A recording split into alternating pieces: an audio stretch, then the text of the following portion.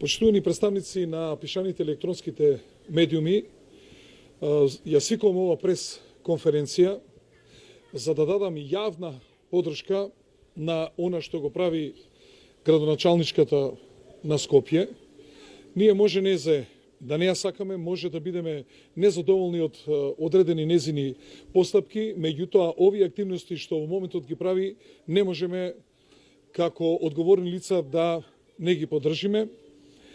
Практично таа документирано ни покажа на целата македонска јавност, пред сите надлежни институции, пред 1.860.000, покажа она што го знаат 1.860.000 граѓани на оваа држава, каде во оваа држава се гради диво, каде се узурпира градежно државно земјиште, каде се легализира и колективно, и деловно, и индивидуално по 1 евро, и каде се злоупотребува законот за легализација на бесправно изградени објекти. Значи, она што таа го демонстрира воопшто не ме зачудува. Зачудува односот на председателот на владата на Република Македонија и на она трио фантастико Тошковски, Николовски и Мицковски.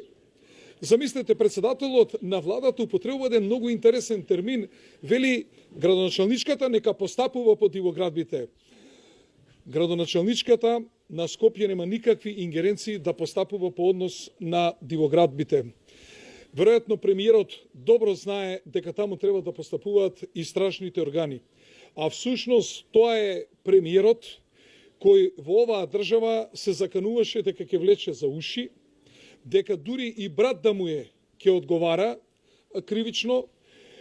Овде изгледа има среќа луѓето што не му се браќа и очигледно дека тој никого не влече за уши, туку целиот македонски народ го влече за нос. Зашто? Затоа што овде исклучително тој и неговите институции имаат надлежност.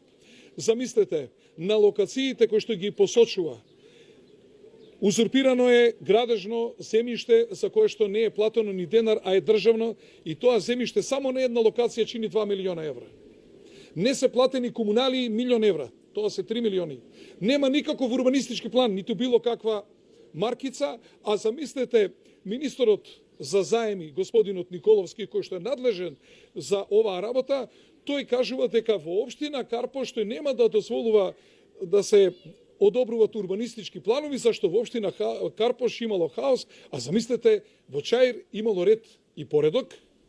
И тој го гледате во ова време го нема никаде да се јавува, ова е исклучително негова надлежност, а да не зборувам пак за оној Тарзан што се вика министар за внатрешни работи Тошковски, кој му поднесе кривична пријава на градоначалникот на Крива Паланка за урбана опрема. Можете да мислите, за урбана опрема. А овде, каде што има стотици и стотици дивоградби, каде што милиарди евра се оштетува државата, овде воопшто не се постапува и очигледно дека за нив законите се применуваат, ама тоа по нивни терк се применуваат само во Карпош, само во Крива Паланка, само во Струмица и само во општина Центар.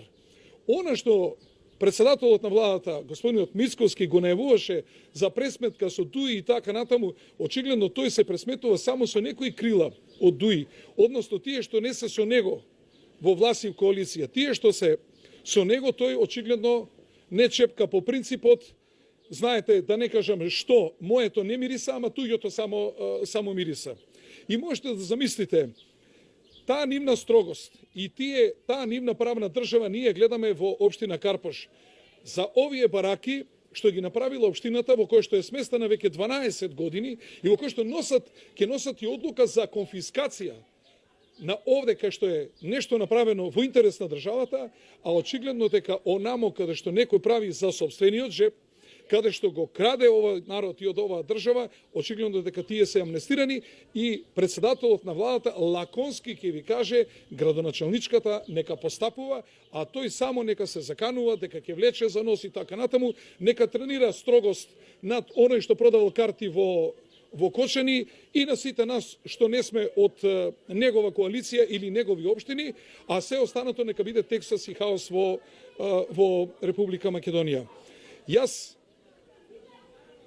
го кревам гласот, затоа што ние, нивната правна држава сме ја осетиле на своја кожа, затоа што правото го прават неправо и затоа што тамо каде што е неправо, они го прават право, односно тамо каде што е одбиена легализација од страна на градот Скопје, односно не е дозволено пресметка на комунали, никому ништо за тоа што некој потоа си ги спровел во катастар. Значи, тука имаме организиран криминал пар екселанс, во кој што имаме корисници, во кој што имаме инвеститори, во кој што имаме локална самоуправа, во кој што имаме веројатно катастар и други институции и оние кои што не постапуваат по целата ова работа.